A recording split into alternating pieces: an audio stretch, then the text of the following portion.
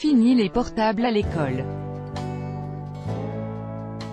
L'Assemblée nationale a voté jeudi une proposition de loi La République en marche, l'REM, visant à une interdiction effective des téléphones portables dans les écoles et collèges à la rentrée prochaine, défendue par le gouvernement comme un signal à la société.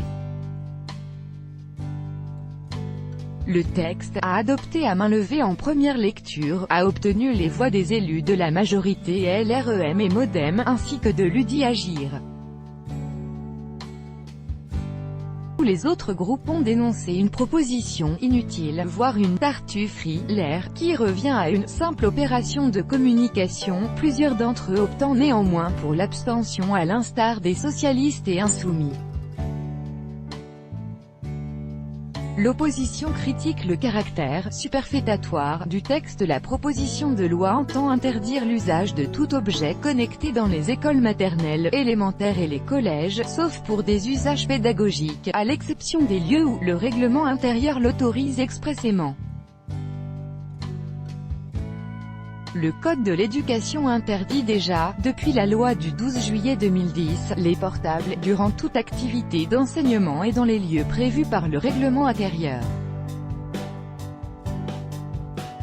Mais en réponse aux critiques de l'opposition sur le caractère superfétatoire du texte, le ministre de l'Éducation nationale Jean-Michel Blanquer a défendu le besoin d'une base juridique beaucoup plus solide, assurant que ce n'est pas une loi pour les apparences. Le texte a pratiquement été inchangé lors de son examen dans l'hémicycle.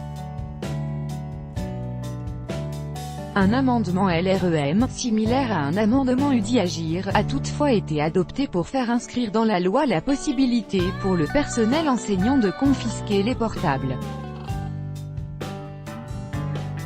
La semaine d'enseignement sans écran retoquée, le ministre s'y est montré favorable, jugeant important de donner une base juridique robuste pour la confiscation, l'air jugeant à nouveau la mesure inutile, puisque déjà possible. Des élus LREM ont aussi réclamé, en vain, que l'on prévoie chaque année une semaine d'enseignement sans écran, le ministre estimant que cela ne relève pas de la loi, même s'il s'est dit favorable à encourager ce type d'expérience. Les élus du groupe majoritaire, qui avaient envisagé d'étendre l'interdiction du portable au personnel et enseignants, ont fait machine arrière. Le ministre a jugé que ce ne serait pas opportun, notamment pour éviter des effets pervers en termes de sécurité.